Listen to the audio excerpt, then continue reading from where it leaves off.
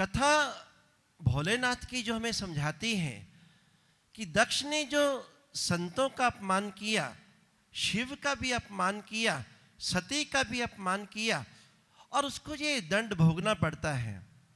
और सती भी जल गई। सती ने भी संतों का, सत्संग का अर्थ समझा नहीं।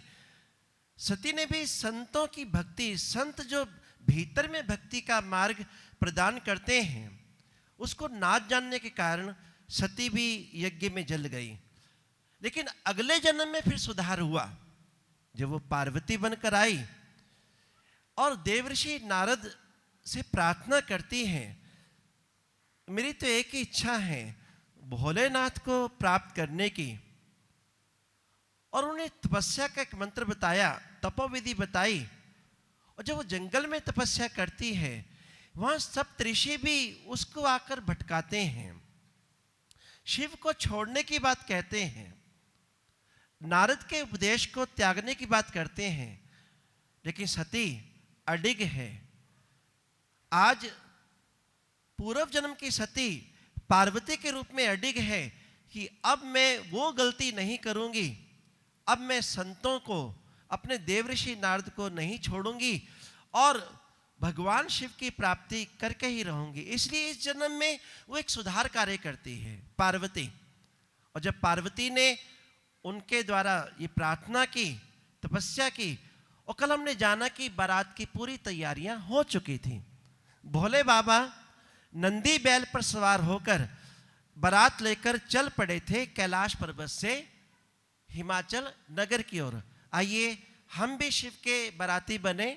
शिव के बाराती बनना कि नहीं बनना? भोले के बाराती कौन कौन बनना चाहेगा? आइए हम भोले की बारात में चलते हैं। अरे लेके बारात भोले बाबा, देखो ससुराल चले। लेके बारात भोले बाबा, देखो ससुर रूप सजा के शिव जी, देखो विकराल चले। रूप सजा के देखो विकराल चले। डम डम डम डम डमरू बोले, बम बम बम बम बम बोले। डम डम डम डम डमरू बोले, बम बम बम बम बम बोले। डम डम डम डम डमरू बोले, बम बम बम बम बम बोले। डम डम डम डम डमरू बोले, बम बम बम बम बम बोले। लेके बारात भोले बाबा, देखो ससुराल चले। लेके बारात भोले बाबा, देखो ससुराल चले। डम डम डम डम डमरू बोले, बम बम बम बम बम बोले। डम डम डम डम डमरू बोले, बम बम बम बम बम बोले। लेके बारात भोले बाबा, देखो ससुराल चले।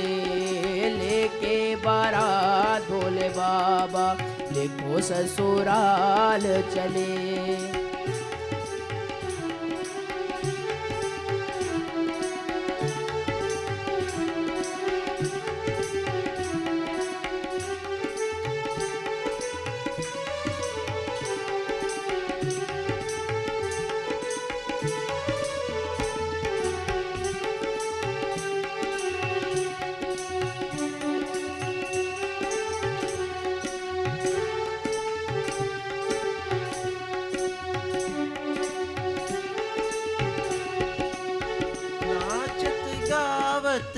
धूम मचावत, नाचत गावत धूम मचावत। नाचत गावत धूम मचावत। नाचत गावत धूम मचावत।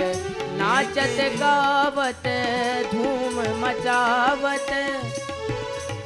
लेके विविध उपहार, लेके विविध उपहार।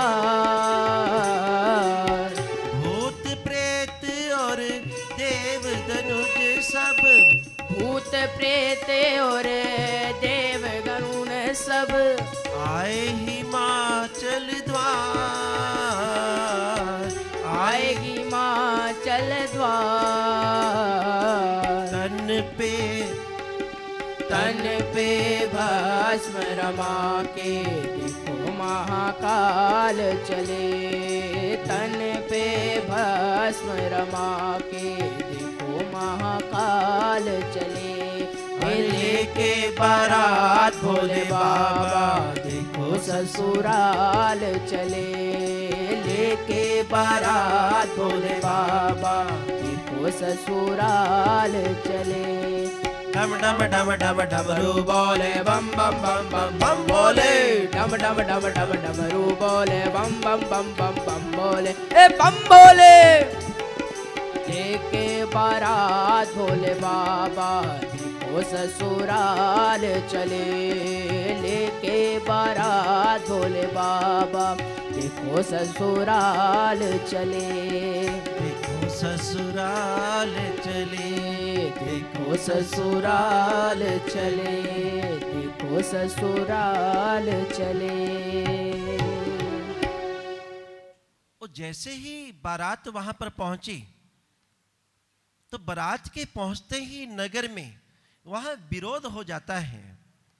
शिव के विकराल रूप को देखकर और भूत प्रेतों की बारात देखकर सब लोग डर के मारे अपने अपने घरों में भाग जाते हैं। कोई भी बारात का स्वागत नहीं करता। हर जगह यही चर्चा होती है कि हम अपनी बेटी पार्वती भोलेनाथ को नहीं देंगे। सब और ये बातें उठने लगती हैं। और जहां तक कि बारात जब पार्वती के घर पहुंची, पार्वती के महल के सामने पहुंची, तो मैना पार्वती की मां आरती की थाली उठाकर वे बारात के स्वागत के लिए, दामाद के स्वागत के लिए सहेलियों सहित आगे बढ़ी। लेकिन जैसे नजदीक पहुंची तो भोलेनाथ के विकराल रूप को देखकर, अपने दामाद के ऐसे विकराल रूप को देखकर वो डर गई। उसके पसीने छूट गए, थाली हाथ से गिर गई और चक्कर आने लगे। धड़ाम से बेहोश होकर वहीं गिर गई। सखियां सहेलियां तो पहले ही भाग गई थी पीछे। और जब सखियों ने देखा कि वहां दरवाजे पर पार्वती की मां भी बेहोश हो गई है, कुछ सहेलियां हिम्मत करके आगे बढ़ी और मां को उठाया, पार्वती की मां मैना को, और कक्ष में ले गई और उनकी मूर्छा उतारने की सारी कोशिशें कर रही हैं। कोई हाथ पैर मल रहा है, कोई ठंडे पानी के छींटे उनके मुख पर मार रहा है कि मैना को होश आए। पार्वती की मां किसी तरह होश में आए। इधर शिव का दूसरा बहुत बड़ा अपमान, ना नगर में किसी ने स्वागत किया, ना सीमा पर, ना बॉर्डर पर, और ना ही पार्वती के घर पर। भोलेनाथ फिर भी मस्त हैं।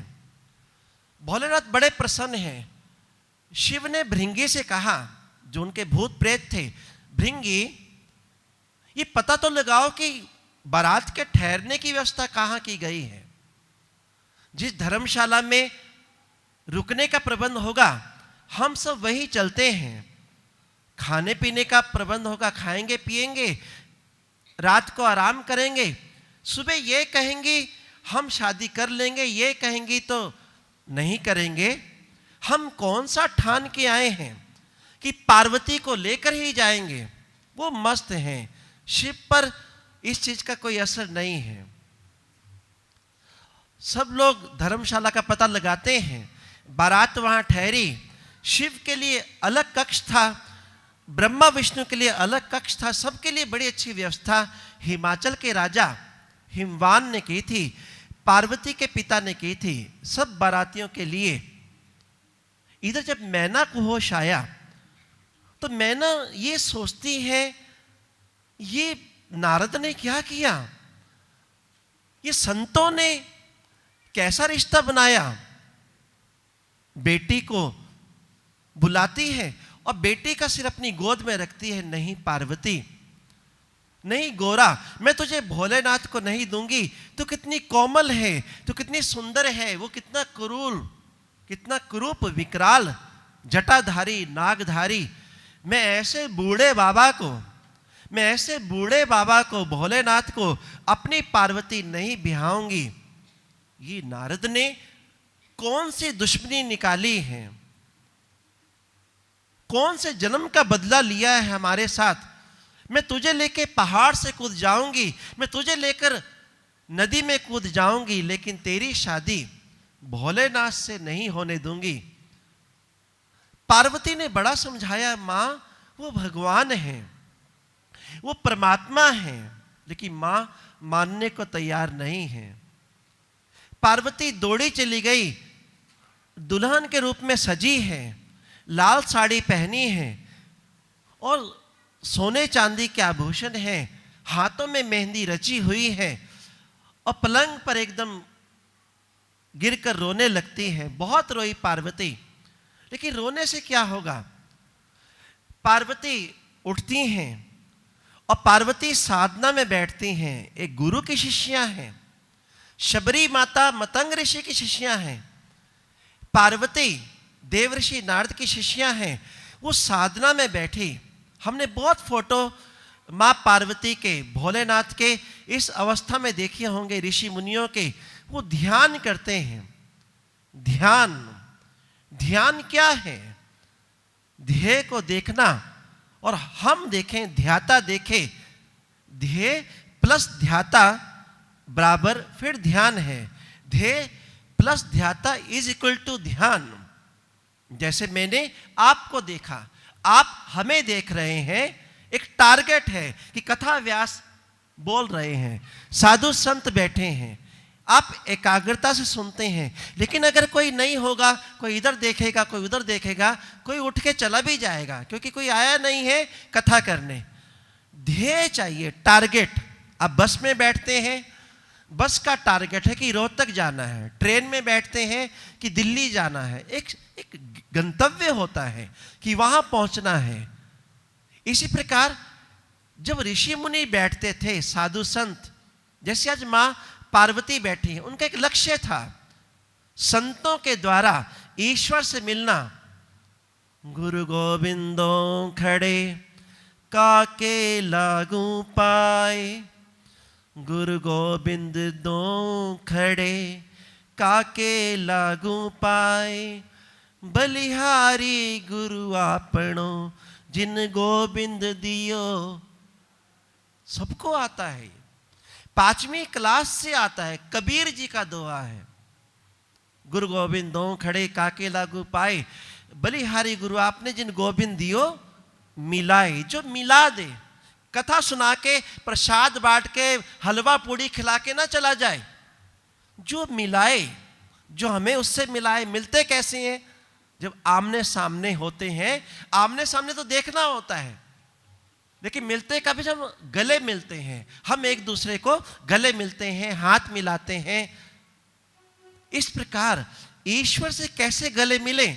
कल मैंने उदाहरण दिया था बेटा बेटी का, कि बेटा बेटी की फोटो तो मोबाइल में होती है, लेकिन जब बेटा आता है, बेटी आती है ससुराल से, फिर तुम मोबाइल नहीं देखते हो, फोटो नहीं देखते, आप बेटी को गले मिलते हो, आप बेटे को गले मिलते हो। ऐसे भगवान की फोटो तो है, कैलेंडर में है, मूर्ति में है। मंदिर मंदिर मूरत तेरी, अजो ना देखी सूरत तेरी, युग बीते ना आई मिलन की पूर्ण माशी रे। ध्यान देना, युग बीते ना आई मिलन की पूर्ण माशी रे, दर्शन दो घनश्याम नाथ मोरी अखियां प्यासी रे। आप दर्शन दीजिए, मैं आपको देखना चाहती हूं। मूर्तियां तो बहुत देख ली, मूर्तियां बहुत देख ली। एक सासू माँ, उसकी बहू पढ़ी लिखी थी, कभी मंदिर नहीं गई, शादी हो गई, जहां रोज मंदिर जाते थे। वो नास्तिक, लड़की नास्तिक, लड़का आस्तिक। उसने किया हुआ बहुत पढ़ी लिखी, वो बीए एमए भी किया हुआ उसने। अब शादी हो गई, अब वो हो गई धार्मिक घर। सास ले गई, सास कहती चलो मंदिर जाना। कहती मंदिर? मैं कभी नहीं गई सासू। जाना पड़ेगा, यहां का रिवाज है। बहू गई। जब बहू गई तो वो जो मंदिर था, मंदिर में बाहर सिपाही खड़े थे बर्छा लेके, मूर्तियां थी दो। नहीं नहीं सासू, मैं अंदर नहीं जाऊंगी। क्यों? ये देखो बर्छा लेके खड़े हैं, बर्छा मार देंगे। कहते अरे नकली हैं बहू, नकली हैं, ये पत्थर के सिपाही हैं, ये बर्छा पत्थर का है। अच्छा, उसने टच करके देखा, सच में ये तो पत्थर के ही हैं। अंदर चली गई, हौसला बढ़ा। जब बहू अंदर गई सासू माँ के साथ, तो सामने कौन बैठी थी? शेरा वाली माता। जब शेरा वाली माता को देखा, वो डर गई शेर देख के। माँ शेर, माँ बब्बर शेर। अरे बहू, ये नकली है, पत्थर का है, नकली है, मुझे खाएगा तो नहीं? अरे तो कभी गई नहीं मंदिर, क्या बताऊं तुझे, ये शेरा वाली माता है और ये सब। अच्छा नकली है। उसने माथा टेका, आगे गई तो आगे भोलेनाथ। अब भोलेनाथ के हाथ में त्रिशूल, वहां नंदी बैल, ये वो फिर डर गई नंदी बैल को देखकर, त्रिशूल को देखकर। और गले में क्या था? सासू सांप, सांप काट लेगा, बैल मार देगा सिंह। बहू, सांप भी नकली है, बैल भी। अब वो कैसे? अब बहू तो पढ़ी लिखी थी, कहती है अगर ये सब नकली हैं, पत्थर के हैं, तो सासू मां असली कहां है? असली भोलेनाथ कहां है? असली शेरावाली कहां है? अब सास के कान खड़े। इसलिए मंदिर मंदिर मूरत तेरी, आजो ना देखी सूरत तेरी, युग बीते ना आई मिलन की पूर्णमासी रे। पूर्णिमा का चांद तो हर महीने आता है, वो पूर्णमासी बाहर वाली तो देखी, लेकिन ये अंदर की आंख कब खुलेगी? अंदर में तेरा दर्शन कब होगा? इसलिए पार्वती, उनके अंदर की आंख खुली है। पार्वती ने संतों को याद किया और संत अपने आश्रम में बैठे थे। देवऋषि नारद सप्तऋषियों के साथ साधना कर रहे थे। इसी पोजीशन में यहां पर उस प्रकाश में उन्होंने पार्वती को देखा। पार्वती रो रही है, शादी नहीं हो रही, भोलेनाथ से कोई मिलने नहीं देगा, बारात खाली चली जाएगी। ये लोग भोलेनाथ को एक इंसान समझ रहे हैं, बूढ़े बाबा समझ रहे हैं, कोई योगी मान रहे हैं। इन्हें बताइए आके कि भोलेनाथ भगवान हैं, वो ईश्वर हैं। इसलिए आज पार्वती ने जब प्रार्थना की, तब देवऋषि नारद आंखें खोलते हैं। उस समय मोबाइल फोन नहीं था, उस समय कोई टेलीफोन नहीं था कि टेलीफोन करके कहती। उस समय सतयुग में, त्रेता द्वापर काल में साधना के माध्यम से, ध्यान के माध्यम से शिष्य लोग अपने गुरु को पुकारते थे। साधना के द्वारा ही वो अपने गुरु से बात करते थे। इसलिए आज देवऋषि नारद पधार रहे हैं हिमाचल नगर में। संतों की टोली आ रही है, नाचती गाती हुई। राम बोलो श्याम बोलो, राम बोलो श्याम बोलो, राम बोलो श्याम बोलो, राम बोलो, राम बोलो श्याम बोलो, राम बोलो श्याम बोलो, राम बोलो श्याम बोलो, राम बोलो। साधु संत फकीरों की क्या पूछो हो तुम जात। साधु संत फकीरों की क्या पूछो हो तुम जात। ये सब जाने कोई ना जाने, ओ ये सब जाने कोई ना जाने, इनके मन की बात। साधु संत फकीरों की क्या पूछो हो मन जात। साधु संत फकीरों की क्या पूछो हो मन जात। राम बोलो श्याम बोलो, राम बोलो श्याम बोलो, राम बोलो श्याम बोलो, राम बोलो, राम बोलो श्याम बोलो, राम बोलो श्याम बोलो, राम बोलो श्याम बोलो, राम बोलो। रात कहीं पर हो जाती है, होता कहीं सवेरा, होता कहीं सवेरा, होता कहीं सवेरा। रात कहीं पर हो जाती है, होता कहीं सवेरा। होता कहीं सवेरा, होता कहीं सवेरा। एक जगह ना रुकता अपना जोगी वाला फेरा, जोगी वाला फेरा, जोगी वाला फेरा। वो क्यों डरे किसी के सच्चे, ओ वो क्यों डरे किसी के सच्चे संतों जिसके साथ। साधु संत फकीरों की क्या पूछो हो मन जात, साधु संत फकीरों की क्या पूछो हो मन जात। हो राम बोलो श्याम बोलो राम बोलो श्याम बोलो, राम बोलो श्याम बोलो, राम बोलो, राम बोलो श्याम बोलो, राम बोलो श्याम बोलो, राम बोलो श्याम बोलो, राम बोलो।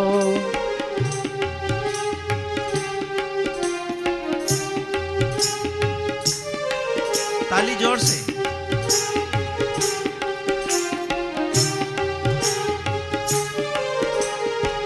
अपनों से भी रिश्ता रख, गैरों से भी कर में। राम बोलो श्याम बोलो, राम बोलो श्याम बोलो, राम बोलो श्याम बोलो, राम बोलो, राम बोलो श्याम। अपनों से भी रिश्ता रख, गैरों से भी कर में। अपनों से भी रिश्ता रख, गैरों से भी करके। ये जीवन की बाजी है, तू सोच समझ कर खेल।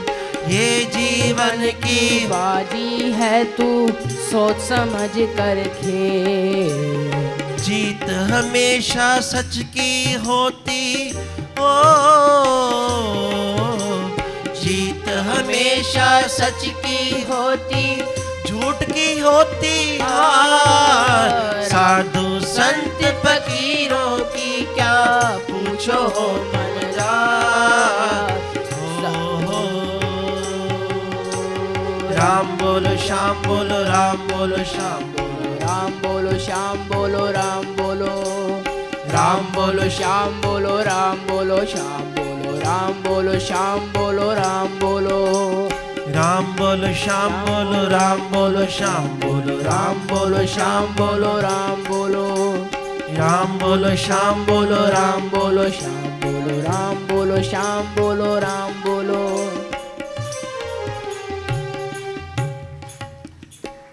जैसे देवऋषि नारद पधारे, सभी हिमाचल वासी इकट्ठे हो गए। साधु संत और विचोलिया, यही तो वो विचोलिया है जिसने शिव पार्वती का ये रिश्ता करवाया है। रास्ता रोक देते हैं, उनका विरोध कर देते हैं। नारद सभी को समझाते हुए आगे बढ़ते हैं और हिमाचल के जब महल में पहुंचे, वहां सभी ने प्रणाम किया। हिमवान मैना ने भी। तब देवऋषि नारद ने कहा, देखो मैं जानता हूं कि तुम लोग मेरे से नाराज हो। तुम दोनों तो क्या, आज सारी हिमाचल की जनता, हिमाचल के लोग मेरे से नाराज हैं कि मैंने पार्वती के लिए ऐसा भोलेनाथ क्यों चुना। लेकिन हे मैना, हे हिमवान, हे नगरवासियों, शिव परमात्मा है। ध्यान से सुनो, भोलेनाथ कोई इंसान नहीं है, भोलेनाथ भगवान है। और पार्वती कई जन्मों से इनकी अर्धांगिनी रही है। इसके 108 जन्म हुए हैं। पूर्व जन्म में ये दक्ष की बेटी सती थी।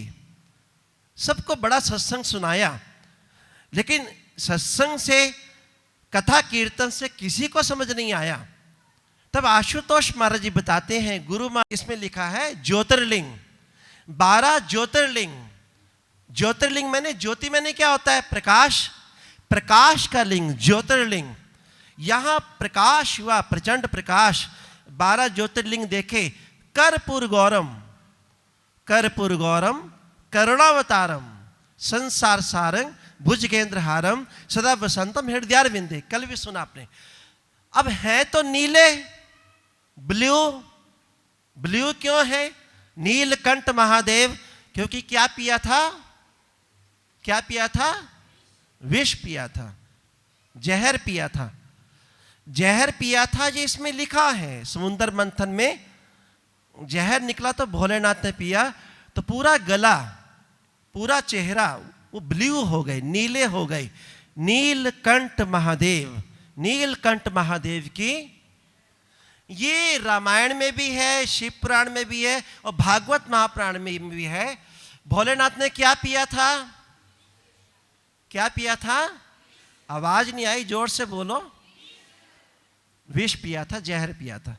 तो शिवरात्रि को क्या पीना चाहिए? शिवरात्रि को क्या पीना चाहिए? विष ही तो पीना चाहिए ना, क्योंकि क्या पिया था वो इसमें लिखा है, रामायण में, भागवत महापुराण में, टीवी में, अपने के कैलेंडर में भोलेनाथ जहर पी रहे हैं, ये लिखा हुआ है। भांग लिखा ही हुआ ही नहीं है इसमें, भांग वर्ड, भांग इसमें नहीं लिखा हुआ है। भांग क्यों पिएंगे? भांग कौन पीता है? जो नशेड़ी होता है। भांग कौन पीता है? चरस, अफीम, ये कौन पीता है? जो नशेड़ी लोग होते हैं। भोलेनाथ ने तो नहीं पिया है, कहीं नहीं लिखा। ये मेरे सामने आप खोल के देख लेना आरती के बाद, इसमें कहीं नहीं लिखा है। और हम पिछले 32 साल से, 32 वर्षों से हम कथा कर रहे हैं। अमरनाथ में भी की, हिमालय भी गए, कश्मीर में भी ये कथा हुई जो आपके सामने हम जो लोग बैठे हैं। कश्मीर में, अमरनाथ में, प्रयागराज में, सब जगह हम पूरे भारत में किया है। कहीं नहीं लिखा कि भांग, इसमें जहर लिखा है। और गणेश जी का शीश काटा है ना, ये सबको पता है। लेकिन हम लोग क्या करते हैं? हम लोग भांग पीते हैं।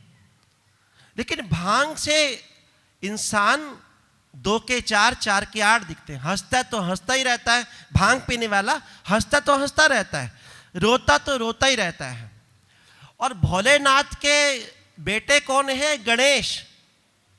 गजानन पधारो, भजन है ना, घर में पधारो गजानन जी, मारे घर में पधारो। भजन सुना कि नहीं सुना? घर में पधारो गजानन जी, मेरे घर में पधारो। अब भजन तो गाते हैं घर में पधारो, तो नदी में धक्का कौन देता है? फिर नदी में धक्का कौन देता है? वो भी गजानंद को ही देते हैं हाथ। गणेश जी का विसर्जन कौन करता है? कल ही किया ना कई लोगों ने। गणेश जी, आप एक भजन गा रहे हो, घर में पधारो गजानन जी, मेरे घर में पधारो। और 10 दिन के लिए पधारना, और नहीं खिला पिला सकते। स्वामी जी 3 दिन ही कथा करना, 3 दिन तो आ जाएंगे, चौथे दिन नहीं आएंगे। गणेश जी 10 दिन तो रह लेना, दुर्गा माता 10 दिन रह लेना, 11वें दिन तो फिर हम विसर्जन करते हैं। जब भगवान को ही धक्का मारोगे तो भगवान फिर हमें क्या करेंगे? प्यार करेंगे?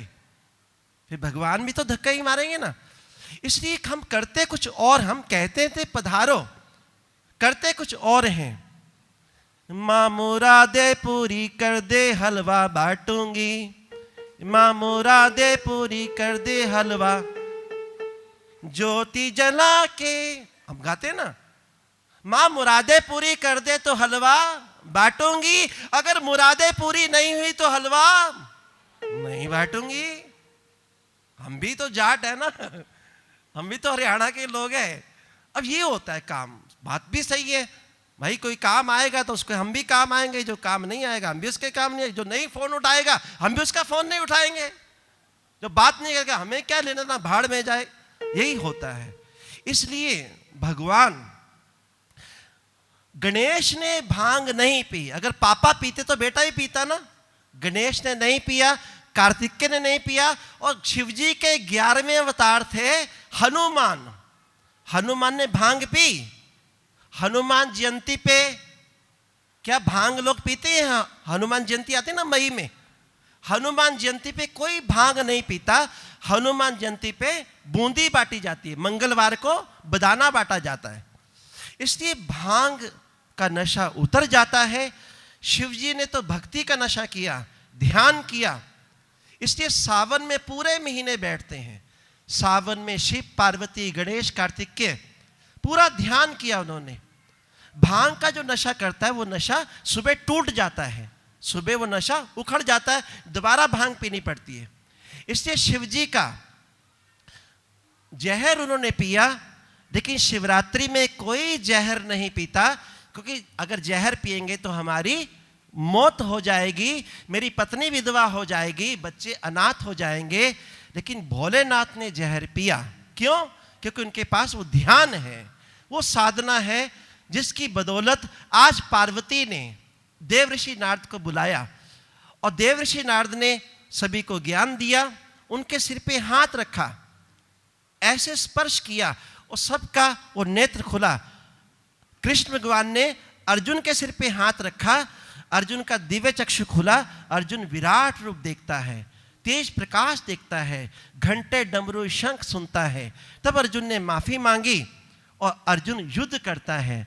गीता सुनने से नहीं, गीता सुनने से कल्याण नहीं हुआ, जब गीता अंदर में उद्घाटित हुई, जब तीसरा नेत्र खुला। इसलिए बेल पत्र चढ़ाते, बेल पत्र 3 पत्ते होते हैं, 2 पत्ते ये 2 आंखों का, और खड़ा पत्ता ये तीसरी आंख का प्रतीक है। बेल पत्र इन 3 आंखों का प्रतीक है। त्रिवेणी संगम, 3 चंदन, ईड़ा पिंगला सुषमणा, तीनों नाड़ियां यहां मिलती हैं और तब प्रकाश होता है।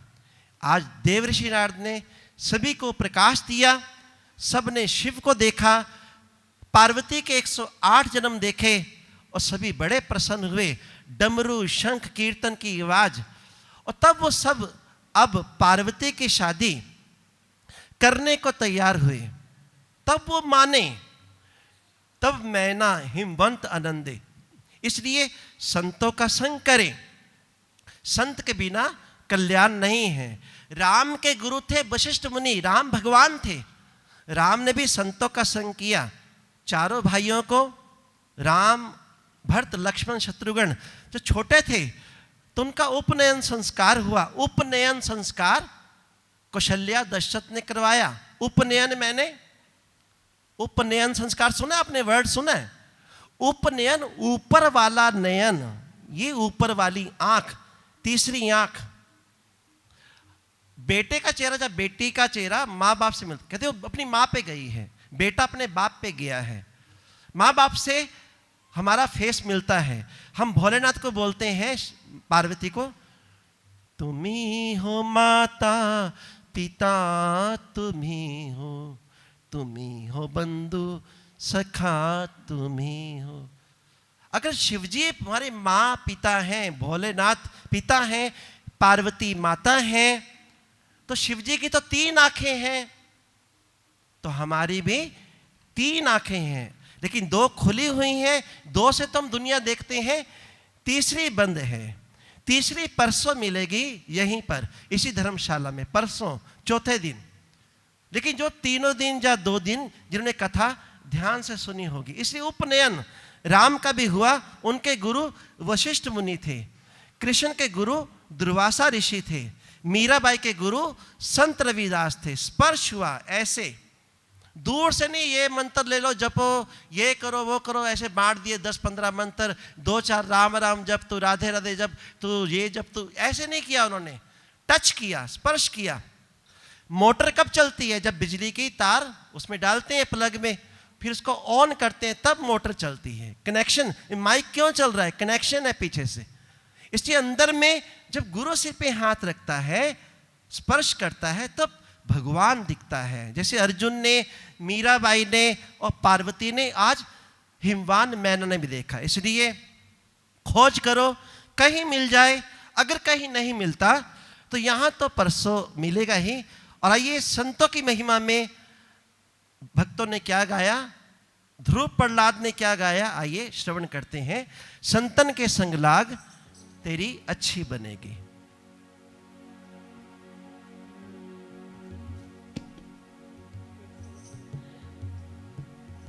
संतन के संग लाग रे तेरी अच्छी बनेगी।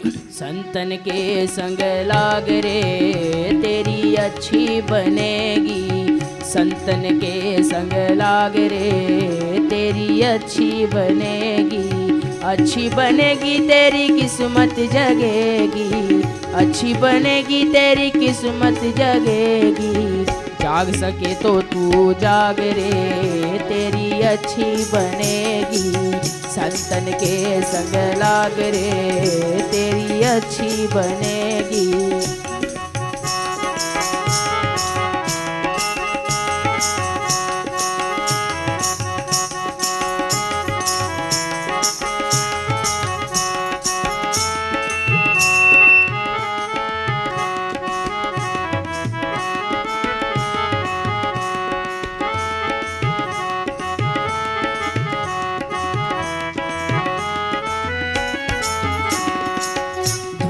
बन गई प्रहलाद जी की बन गई। प्रहलाद जी की बन गई। प्रहलाद जी की बन गई।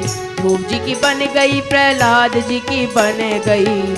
हरि कीर्तन में लाग रे तेरी अच्छी बनेगी। हरि कीर्तन में लाग रे तेरी अच्छी बनेगी। संतन के संग लाग रे तेरी अच्छी बनेगी। संतन के संग लाग रे तेरी अच्छी बनेगी। अच्छी बनेगी तेरी किस्मत जगेगी। अच्छी बनेगी तेरी किस्मत जगेगी। जाग सके तो तू जाग रे तेरी अच्छी बनेगी। संतन के संग लाग रे तेरी अच्छी बनेगी।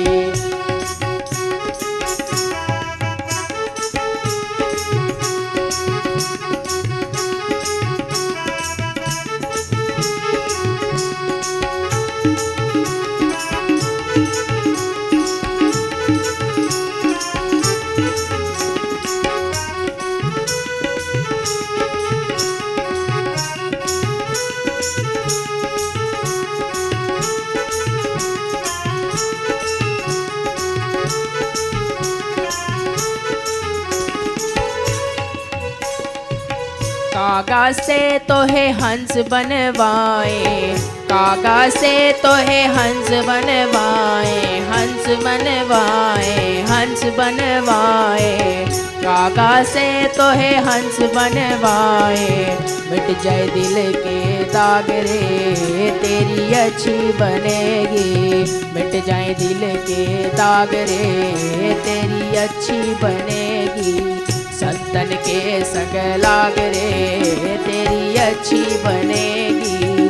संतन के संग लाग रे तेरी अच्छी बनेगी।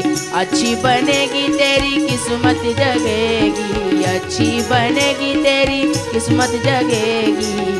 जाग सके तो तू जाग रे तेरी अच्छी बनेगी। संतन के संग लाग रे तेरी अच्छी बनेगी।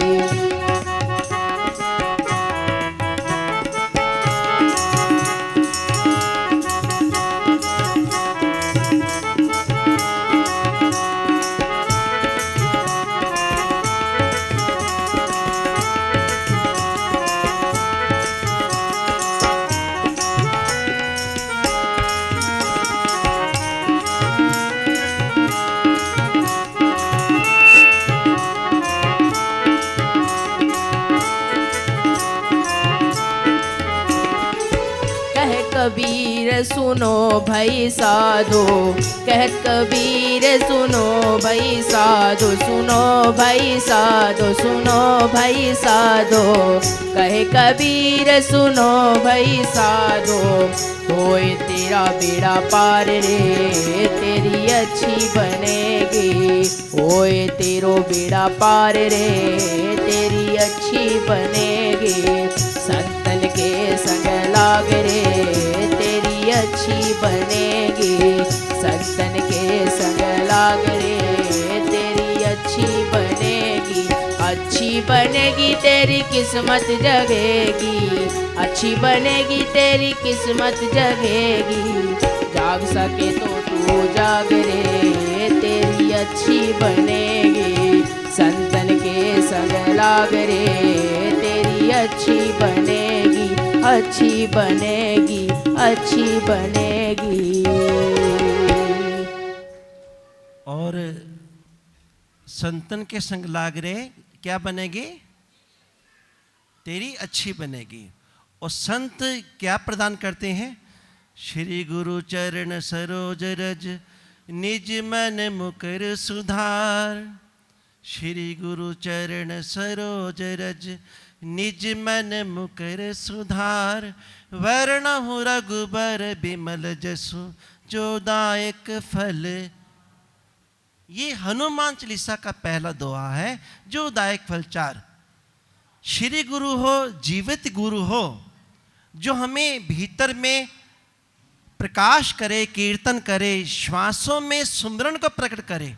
श्वासों में ब्रह्मा विष्णु सदाशिव जानत अविवेका, प्रणवाक्षर में शोभित ये तीनों एका। वो प्रणव अक्षर क्या है? वो श्वासों में जो रमण कर रहा है वो क्या है? श्वासों की माला में सुमिरू मैं तेरा नाम। वो सुमरण को जानना है। जब भाषा नहीं थी, सतयुग नहीं था, त्रेता द्वापर, जब कुछ नहीं, पृथ्वी भी नहीं थी, उस समय भी उसका सुमरण था। वो सुमरण जो बच्चा माँ के गर्भ में भी जानता है, वो सुमरण क्या है? जब बच्चा 9 महीने गर्भ में था तब भी उसको वो सुमरण पता था। वो 9 महीने गर्भाग्नि से ही बचता है। इसलिए उस सुमरण को जाने, भीतर में अमृत पान करे, संतों को पहचाने। संत होते कैसे हैं? संत लिबास का नाम नहीं है। भक्ति क्या है, सत्संग क्या है, आइए श्रवण करते हैं स्वामी श्री सूर्यानंद जी के द्वारा। बोलिए शंकर भगवान की, भारत माता की जय श्री राम। बोलिए बांके बिहारी लाल की, बांके बिहारी लाल की जय। राधे राधे। बम बम बोले, बम बम भोले, बम बम बोले, बम बम भोले। राधे राधे।